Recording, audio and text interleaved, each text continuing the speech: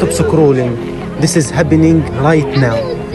At 10 p.m. last night, the sumud flotilla, a humanitarian mission of peace, was illegally intercepted in international waters.